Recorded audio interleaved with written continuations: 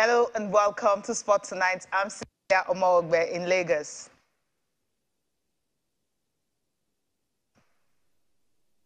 London, I'm Austin Okonakman.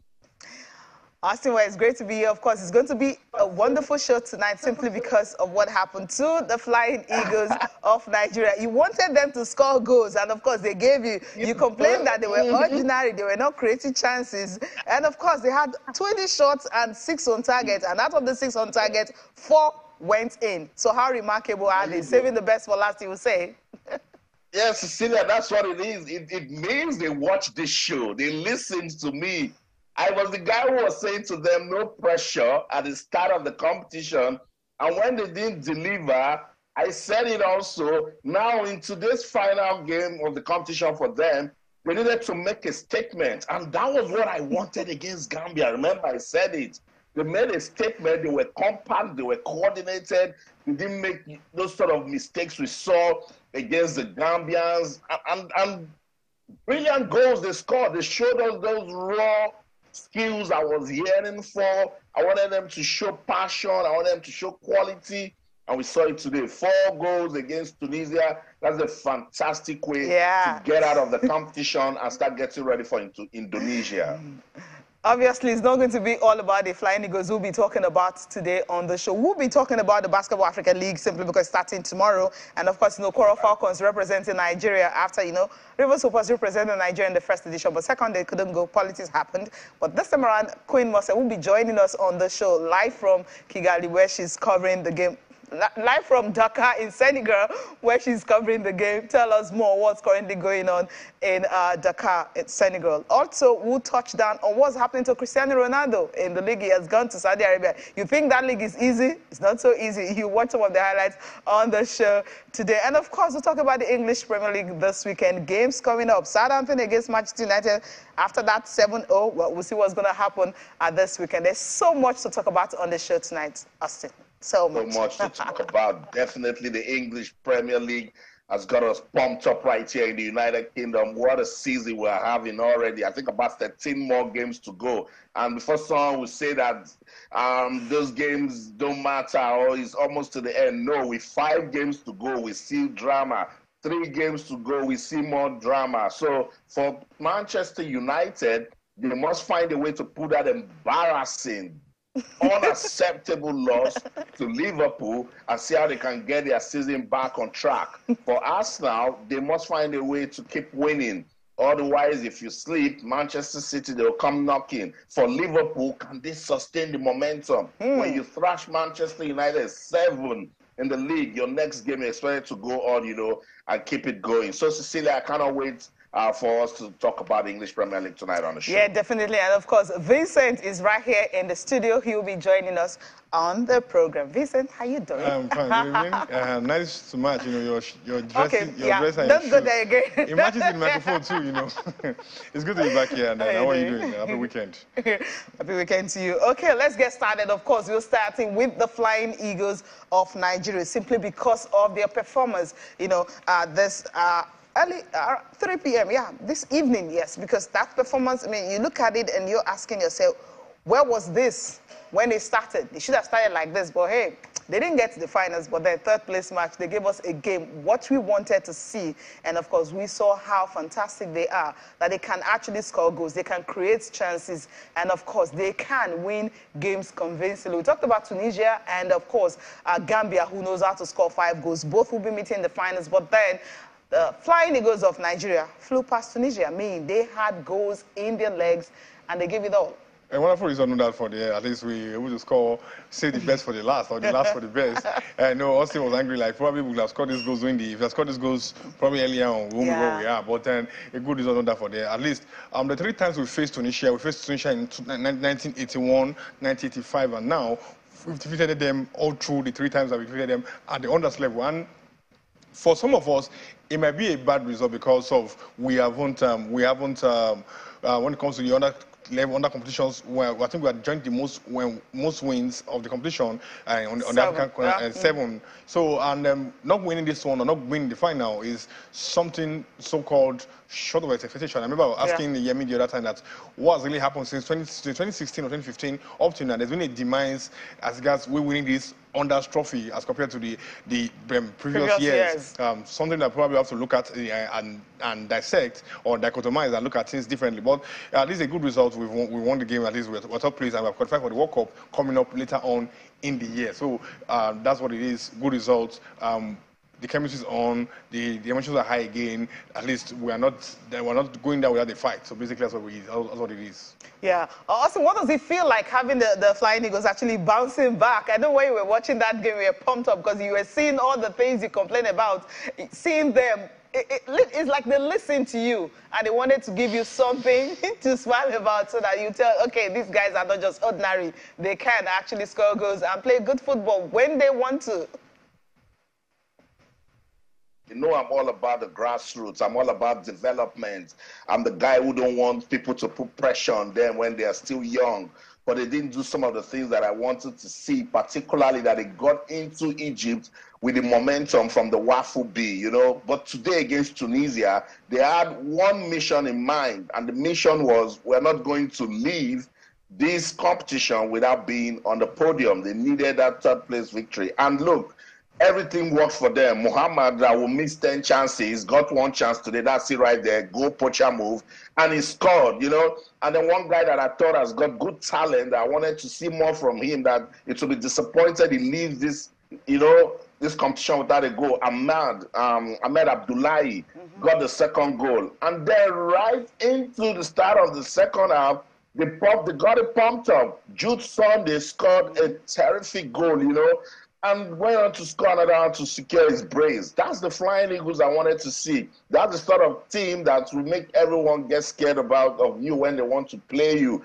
If they had done this sort of, you know, performance meeting Gambia, then we'll be saying a different thing. Just look at that goal scored by Ahmed Abdullahi. It was such a fantastic finish. We've got some players all day that if you don't have the sort of composure that he displayed there, you lose that one. You know, picked his spot, was composed, calm, and then he finished it properly. You know, that's the sort of quality that we're talking about. And that was the opening second of the second half. So they ended the first half so well and started right where they stopped in the second. Now look at this goal by Jude Sunday. You can call it that it was stingy. It was a solo run. This is not a raw talent I'm talking about. The defender picked his spot and then, you know, finished up with a brilliant shot, Cecilia. Fantastic way to end it. Nigeria 4, Tunisia 0. Yeah, obviously it was a fantastic run. When it went into the break, just 1-0 up, I felt, okay, is it going to be another narrow win again? You know, 9 minutes, waited, and the second half, first half ended, nothing came on. And of course, second half, as you mentioned, just seconds into it, and then you had the second goal coming, of course, before Jude Sunday scored his brace. Well, he started well, and of course, he ended well. Now, for this team overall, if we're going to take a look at this performance, I mean, I've been reading some tweets from some pundits, Colin Udo, for instance, who said, no matter what happened in this game, I mean, this is not a team that maybe we need to overhaul them, or maybe we have to do something different going into the World Cup. Vincent, yes, you've seen what these guys have done. I mean, in this game, let's leave what they've done in the previous games, because I think they were decent against Gambia, despite the fact that they lost the game. But I think they were decent, you know, in the game. But then if you look at this game, will you judge them by this game, or you're going to look at the overall performance of this team? Is this a team that we can actually take to the World Cup later in the year? I think they have a fair chance. And if you cannot say that you want to judge them by this game, because when it comes to third place or fourth place match, as the case may be, you look at it that people doesn't want to play for the gallery. In some cases, people don't. The players may not put as much effort as they put in during the group stages or during the later stages of the competition. No doubt, the group stage and later stage of the competition were a bit skanky, were a bit somehow for them, but at least they got the results. Are they qualified to play at for the competition later in the year? I'm not the coach to answer that question, but I believe that we have good enough players from what you've seen. I think I believe we have good enough players to be able to play the tournament. But for the coach right now, they have to look at the mistakes they made, what they went wrong, what they did wrong, and then football, you need elements of luck, you need time of a chance, players to be ready, fighting spirit, attitude level. They show for a good attitude today, winning that game, 4-0. Can we carry for this attitude towards other competitions? Is the question. I'm asking you, or asking Austin. I'm going to ask the coach if they're ready to put that into the perspective into other competitions coming up later in the year, or later in the year by. Austin, I mean, here's throw the question to you. I didn't say it, but he also wants to know if this is a team we can take to the World Cup. What do you think? This is what we've got, Cecilia. This is all we've got. And the World Cup. So we can't bring in nothing new, no addition, no subtraction or something? You can. If you want to experiment, if you're Ladan Boso and he thinks that he needs to bring in 3, 4, 5 players, then they must be players who are outstanding, who are exceptional, players who can get into the team and make a difference, not players that will struggle to blend.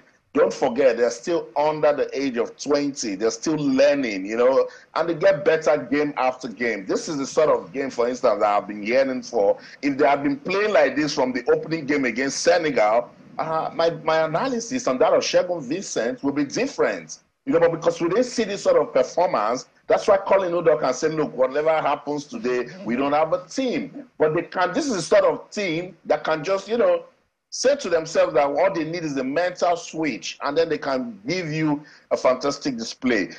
And they put 1 or 2 good players into this team. Yes, I totally agree, but they shouldn't come and spoil the work. And that was why yesterday, remember, I said it would be very, very risky to change Ladan Boso and his technical crew as we prepare for the World Cup. Let him still stay with the team. He knows the team. They've achieved together. Let's not be quick to, condemn the team. When they did well at the WAFU B, we were praising them. Before they came into this competition, they were 17 games unbeaten. That was remarkable. And then what happened here happened. But now we're seeing that there's some sort of quality here and there. Everyone needs to sit up to make us see it more. The technical crew has got a lot of work to do. The players themselves, they have a lot to do, not just for the country, but for their careers. Because at the under-20 level, you've got the world looking at you. Some clubs will send their scouts to go out there. This is my charge to them. Don't touch the team so much. Ahmad Abdullahi got into it today. Muhammad got into it today. Jude Sunday scored a brace. The solo goal was sweet. The fourth goal was even sweeter. So the team, they're beginning to come together. What program can the NFL do to keep them together till May? That's the struggle I'm trying to see, because it's all about preparation before we get to Indonesia. Yeah, you nailed it. The right preparations will definitely help these players to do better in the competitions. Hopefully, as you mentioned, we can have maybe 1 or 2 players in addition to the team, and we'll have a better team going into the World Cup in May. All right, let's talk tennis now. Table tennis precisely, where, High Performance Center has been opened in Ogun State, precisely at Babcock University. And this is what NTTF is trying to do, talking about Nigeria Table Tennis Federation. They reaffirmed their commitment that, they want to raise more talent who can become international stars, and not just local stars, but also international stars. And this High Performance Center, according to the Nigeria Table Tennis Federation, they feel that teams from Africa can even come here and learn a whole lot. I mean, it was unveiled, at the center, at the Babcock University yesterday. And of course, it's all about raising talent that will become future champions. Vincent, before Austin will chip in here, table tennis is one of the sports that when you travel across Nigeria, on the street is always everywhere. Yeah. But this High Performance Center, how important is this for the people at Babcock University, the environs in Africa and also in Nigeria? You look at when we talk about table tennis, aka ping pong, we used to play it as kids. I believe you played it too when you were a child, or let's probably didn't play. Maybe you were playing 10-10 anyway. But or you play 10-10, or you play counters. You play counters. Table soccer, yes, I know table soccer is. So, but then you look at it that when it comes to each of sports, you look at it from the development perspective and talent perspective. Development, you look at facilities, coaching, training. These are things that what set the advanced countries ahead of us. And we have a center now that, you know, where we can, where people can play the table tennis, where people can learn and develop. Because sometimes some people have the talent, but we don't have where to play I know many people are good in football, good in basketball, but there's no facility where they can play the basketball. Thank God for Messiah is doing the job in basketball. I'm not talking about basketball in general. I'm talking about the facilities in essence. So when we have facilities that are more available, especially in those places that are far from Lagos that don't have so quote unquote the development level that they have in Lagos or in Abuja or in any other states, it's a wonderful development, no doubt, for that area and the environs. At least people can come in to troop in that facility. I remember it was the time that I think was it not. Before the courts were created, people used to go to a specific area to go and play basketball or football or any other sport. So it's a good one that for the Bangkok University and for everyone. And hopefully we have more players, we have more cadres, junior cadres that can get started in their career in that facility and that development area. Hopefully it can transcend into other areas, because the idea is not just to build talent in a specific area, but in other areas, Lagos, Ogun, Rivers, Port Harcourt, every other area, so we can have a competition, because there's only someone that cooks his own food can say his food is sweet. And after that one can't say his food until he tastes the food. But if you cook the food, you'll be saying it's sweet. So in other words, you can only be a local champion unless you start to play with other people to test your strength and test your value. And how will this be done when this facility is created outside and other areas of Nigeria and beyond? Yeah, Austin, of course, over to you. You covered table tennis, I mean, from grassroots level to international level, and you've seen what Lagos have done. I mean, Lagos actually raised the bar, and now Ogun State, I mean, they're taking a cue. They have to, you know, and that's development when it starts spreading from one region to another. You know, shout out to Lagos State, the FCT, they're also doing so well with some table tennis clubs. Kwara State does so well with table tennis. Cross River, you know, but for Lagos, now that there's an high-performance center in Ogun State, Babcock University, it means that the players now have, you know, different, you know, venues to go practice. But then let me just charge the NTTF. This is beautiful, but let's not just have a center. Let the infrastructure be world-class. Let it meet international standards. Cecilia, Shegun, the game is growing, and every day we're seeing different trends. We're listening to Gumbiade when he went to the Paralympics. He said the behavior of the board is different when he went to Tokyo. You know, it's because things are changing. So you need to move, you know, with the trends. You know, so shout out to the Nigerian Table Tennis Federation for this high performance center. I hope that it will be maintained. It will be for the good of table tennis development in Nigeria. Athletes should make good use of it, and then at the end of the day, more states should join. You know, now that we're seeing this in Ogun State, let's see Oyo State come into it also, and let it go around the country so that, you know, when we're looking for national team players, all the states are having the same program and we have quality across board, Cecilia. Yeah, let's take a listen to NTTF, you know, what they have to say concerning this high-performance center, how it can actually help to develop players, not only in Nigeria, but Africa as a whole. When you want to keep these players for a long period, you wouldn't have to search for too long. The school, we are partnering with the school, we are partnering with African Table Tennis Federation, we are trying to partner with International Table Tennis Federation. If we are able to achieve all this, then these players can be here 1 month, 2 months, 3 months, without anything disturbing. You can see the serenity of the environment. They will be controlled because everywhere has security. They will eat, you know, the right kind of meals, and then they will be able to concentrate and learn. And within a short period of time, we're going to produce world champions. It opens up a lot of opportunities. It opens up a lot of ideas for us, especially in developing table tennis at youth level. We don't want a situation where our table tennis players are not educated any longer and become a burden after their table tennis playing days on the rest of the society. This kind of project and this kind of partnership offers us that opportunity to lay a good foundation for our table tennis players, especially for their after sports life. it's very, very important, and it's something that we're looking forward to. Very soon we'll be having competitions here, African Table Tennis Federation Youth Committee competitions that we'll arrange first within Nigeria, and then we'll invite a few of our close countries, Ghana, Benin, Togo, to also come and send some players for competitions.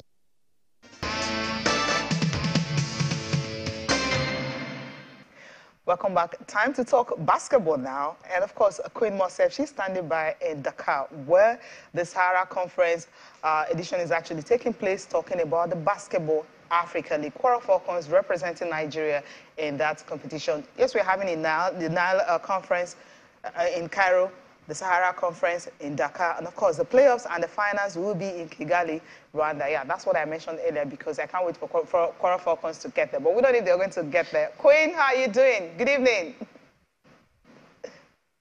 I'm great. Good evening. Good evening, Cecilia. Good to have me join you on the show this evening. Thank you for having me. Thank you. I mean, how is Dakar? How is the Quora Falcons? How are they preparing? I mean, I saw your post on the pre-match, pre-match games that they've done today. Of course, tomorrow, that's when it's tipping off. We can't wait for that to start. Yeah, Quora Falcons didn't take part in the press conference anyway, but they played their first game on Sunday against Rwanda Energy Group Basketball Club of Rwanda. But the press conference was just about the BAL. The president, Amadou Gallofor, was there, as well as the FIBA president, Amane Niang. So both of them were just there to tell us about what they prepared for the tournament for the next 12 to 14 days, what we should expect. And then we had the opportunity to throw our questions to them on some areas that we're not sure about, and areas that a lot of questions have been asked about, because like I had to ask the BAL president about merchandise and jerseys for fans, because a lot of fans do admire the fact that we have these jerseys produced by the two sponsors, Jordan and Nike. So it's something, few of the things that were discussed in that particular press conference. But for Quora Falcons, I saw them yesterday doing the meet and greet, because we had meet and greet between the teams as well as other fans around or invitees for the meet and greet. And they look cool, calm. I know the games have not tipped off yet, so the pressure is not there yet. It's on Sunday where we'll get to see how they'll cope. But it's an open group because it's something any team can qualify. But like I discussed with the coach yesterday, just to pick his brain, and using the fact that River Supers were also on this similar stage 2 years ago, a lot of things played a role against them. The fact that we didn't have a running league for months going into the tournament, and it was a COVID period where everything was kind of, it was just in a secured place, or in a particular place, a separate place. So we had to train and train and train before going to play. And apart from that, we didn't have training tournaments. But this time around, Quora Falcons, despite the fact that we didn't have a running league before now, they had the Louis Adam tournament to prepare. They also went to Abidjan. So I think it's fair enough compared to what River Supers did. So I think they learned from River Supers, and they've taken it a step further to prepare better than how the River Supers are played. So other factors that might work against them, like I spoke with the coach yesterday, is the mentality of the players, because you're not used to the treatment, how you're being treated in the Nigerian league or the league back home, because you're not used to the fact that you enter your room and the first day you're seeing all your jerseys, all your merchandise and everything you need for the tournament on your bed waiting for you. You are playing in an air-conditioned arena. You are playing and then you are training daily on that particular surface. So it's quite different, and the treatment is quite different. So some of the players that might not used to this stage might be carried away. So I think those are the areas they need to work on their mentality. And yesterday as well in the evening, the BA also created a mental awareness for them. So I think this should also help. So they've done their bit by beefing up the squad, because I still saw like 5 of the players that played in the Louis Adam tournament, but they had to beef up and then make a lot of additions. We still have Victor Eze, the guy coming from the NBA Africa Academy, so who is a key player for them, aside the other additions they've made. So I think they're ready. So what will determine is what they get to play on the court on Sunday. Yeah, okay. Yeah, Queen, good to have you join us tonight. Thank you. I know you would have loved to see Rivers Hoopers.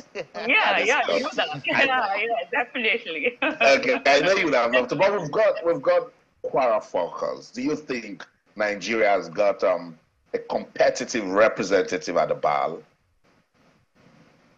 I'll call them worthy champions. Worthy champions because the last 3 basketball tournaments in Nigeria, they've won it. So they are deserving winners, and they deserve to be there. In as much as I want Rivers Hoopers to be there, because yes, that's just my own bias, because I'm the media officer of Rivers Hoopers. But come of it, they've been good. They've been good. Yes, we've had our issues, and something we need to take care of to bounce back. But for the last 3 tournaments, they've won it.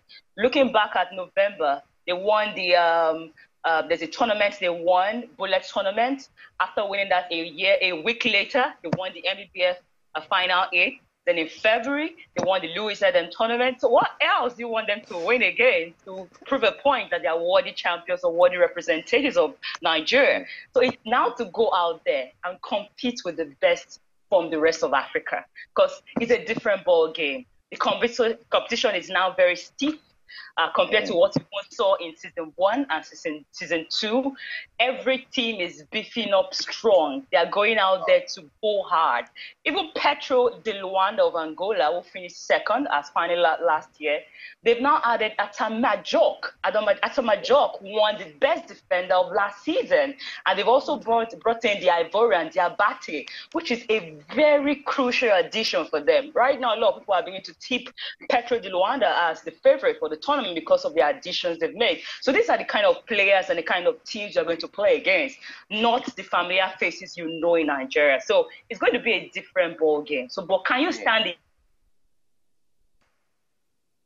Oh no, come on. Yeah. No. Okay. We hope to get Queen back. And Cecilia, that was the question I was going to ask her. I was going to say this is the 3rd edition. Is the BAL getting competitive? And right away she got into it, and this is what we're talking about. And I strongly believe that the BAL has the quality to develop league basketball in Africa. Do you agree? Of course, obviously. I mean, there's something they're playing for. That's the good thing. And that's why, do you know why NBBF had to, let's quickly organize the final 8 that, of course, yes, we knew that the ministry did one. They weren't satisfied with that. They had to organize another one. And we've seen former players and different competitions springing up, even if we don't have a league. And the reason why these things is going on, because, you have an end product. Even if you're banned from going for international competitions or whatever happens or anything, maybe the league is not going on, but there's really something to play for. So you can't just say you won't play league basketball for a year or so, because there's something to go for. And the way anything NBA is involved in, come on, also, NBA, what they do. So this is what they do. They when you mention quality, they want to involve with something good. And take a look at their merchandise that Queen mentioned. For Michael Jordan, Nike, for them to be involved in this. So if it's something that they look at and they know that, yes, this is great, developing basketball in Africa, it's going to help most of these players. You have a player like Terran Stoglin, who scored 40 points against US Monastir, who played for AS Sali. And of course, now he's going to play for ABC. I'm talking about the Abidjan Basketball Club. You mentioned Liz Mills, of course, she is their coach for this particular season. Now, you see the way players are crossing to other teams. This will not just develop them, in their own league, but also overall. And then we've seen that some players that were even picked for the FIBA African qualifiers for the World Cup. We saw some players from Quara Falcons that were picked, and some of them are also here. So that will tell you a lot that, yes, this is really big. It's huge. Do you have to? Yeah, I just want to see Queen is back. Let's get back to the conversation. Queen, sorry we lost you. Good to have you back. Yeah. Queen, tell me, Senegal, they are also doing so well with basketball. You are in Dakar. What's the buzz? Are the people excited that basketball is in the city? Yeah, they are. Even though we've not seen much of them, I think we'll get to see them when the games tip off tomorrow. But compared to my time in Kigali, I think we had more fans trooping in to the stadium to see what was happening because they had the representation and they were represented by Reg at that time. So, but for the Senegalese fans, I've not really seen much of them anyway, because even when I went to the stadium today or the arena for the press conference, I didn't see much of them. So probably we'll get to see a lot of them tomorrow. And aside that, there's a side attraction. So whether you're a basketball fan or not, the off the court, the music and all that, similar to what we saw during the NBA All-Star weekend, where we had a stage just by the court, and then we had Burna Boy perform and on all of that perform. Rema perform. So we've seen all of that. One side of the court has been covered, so it's just a live stage. So I think those are what would bring most of the fans here. So we'll get to see them tomorrow, no doubt about it. And they'll have to see their local artists perform right here. So I think we'll get to see them tomorrow. So, but for AS Douanes, the home team, this is like a return for them because they were in the first season of the BAL, but we didn't see them last year. Last year it was DOC, but they've returned.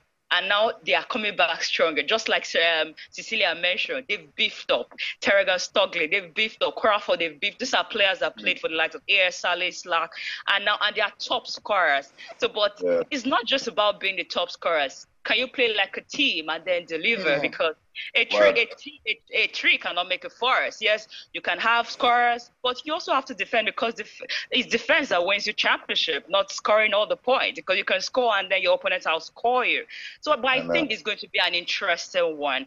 Aside Kwara Falcons, I think we have lots of Nigerians here that even our Nigerian fans don't know. So aside just coming to look forward to Kwara Falcons play, we are represented by a lot of Nigerians on the other team. Like Chris Obekpa, who plays for the national team, he's playing for Liz Mills on the ABC Fighters, the Abidjan team. We have Ruben Abuchi coming from the NBA Academy Africa, who also played for the D Tigers sometime last year in the qualifiers. He's on the Stade Malien team, and he's a very good center player. He's as tall as, he's 6'10", very, very good center player. Yes, a very good. When I had to stand beside him, they had to insult me. I don't want to see that. Unfortunately, I got to let you. Queen, we don't have so much time. We will find a day to just dedicate to the ball and have you on the show so we can analyze it when the action begins. Thank you so much. Thank you so much for having me. I'm sorry once again, no Rivers Hoopers. It's for love of basketball. No problem. Thank you so much for having me. That's it with Moshe speaking to us from Dakar, Senegal. Shegun, Vincent, and Cecilia, I'll hand it over to you guys. But for me, this is so good because it's for the development of league basketball in Africa. Obviously, that's what it is. But then we need to move away from basketball and quickly talk about this one. When you think of influencing matches, maybe match fixing, influencing officials, and that you won't even go to Spain. But right now, Barcelona, they're actually in trouble because they've been charged with corruption over payments the club actually made to Jose Maria Enriquez, who happens to be a former vice president of Spain's referees committee. And last month, reports emerged that Barcelona actually paid him, the former referee, vice president, and also the company he owns, reported amount of 8.4 million euros between 2021 and 2018. So a court heard that a court in Barcelona today said they've been indicted for corruption, breach of trust, and false business records. I mean, one word from you, what's this all about? Yes, the investigation's still going on, but then this is strange coming from La Liga. It's not strange because even in the MPFA we have referee issues. But that's what I'm going to. In Serie A, they have been issues with referee. I think Spain, now, there's a time, I think 3 years ago, 4 years ago, before COVID, they did like there was a review of matches, and then I can't remember the particular referee. The referee was asked that there are rumors of Madrid or them favoring Madrid and Barcelona ahead of other teams, and said it's not true that because they're just good. So there have been rumors here about even the EPL. There have been rumors of the refereing thing going on, and but investigation will find out whether what the money is meant for, because from 2001 up to 2000. 18, was it 18 Yeah. or 20? 2001, 2018. Yeah, 2018. How many leagues Barcelona win all this while? So, in what gives the game influence? That's a restriction they have to do, but it is what it is. Let's see why it pans out. Fingers and crossed, hopefully right? they don't get relegated, because they said the punishment could be that they could get relegated into the second division. We have some games for you this weekend, of course. I know all eyes will obviously be on Manchester United. Despite the fact that they won their Europa League game just on Thursday, but all eyes will obviously be on them. But Liverpool, can they continue that scoring run that they had? On Saturday, they'll be up against Bournemouth. Everton and Brentford will be in action. You have Leeds United and Brighton was to be in action. Leicester and Chelsea. Leicester, they've been wobbling a little bit, but Chelsea, they found the form. Can they continue with that? We'll find out on Saturday. Other games Saturday, Tottenham, after losing at the Champions League, they will have to focus on the league and try to finish top 4 against Nottingham Forest. And then you have Crystal Palace and Manchester City. Crystal Palace, Manchester City want to travel quickly by air instead of train because of what's happening in England. For Fulham and Arsenal will have to continue that. Manchester United and Southampton, they've beaten Southampton before as much as 7 or 8 goals. I think 9-0. 9-0, right? Maybe the only way the fans will be happy with it, if they can replicate, just try as much as possible, see if they can, give something to the fans to cheer about. Against Southampton, will be at Old Trafford on Sunday, and West Ham against Aston Villa, Newcastle against Wolves. So, Austin, before we leave this show, just quickly a wrap on the English Premier Leagues, the games you're expecting that will be a cracker. Maybe you have 1 minute and sign out, then we'll leave. Yeah, definitely. There's no way you talk about the Premier League. Now, by the way, week 27, guys, can you believe it? Arsenal will be traveling to Craven Cottage. That's a London derby. That's going to be a very tricky tie for the Gunners. Manchester City also, let's keep our eyes closely, because whenever Crystal Palace wants to play good football, they show their good play against Manchester City. For Manchester United, ironically, that game against Southampton won't be an easy one, because Southampton, they are 19th on the log. They are fighting relegation, so I think it's going to be a very difficult game for Manchester United. Same with Liverpool. See what Bournemouth almost did to Arsenal. When you see teams now that are in that relegation zone, it's going to be difficult to just, have an easy one, against them. But wait to see. Football will give us the answer. That's it from me in London. Austin Okonakman. In everything you do, remember, keep talking sports. Bye for now. Shegun Vincent, thank you so much for coming on the program. Thank you very much. I think I need to see your silence after the show. Okay. So give me one to touches on my dressing. Well, thank you so much for watching. I'm Cecilia Omogbe. Have a good night rest.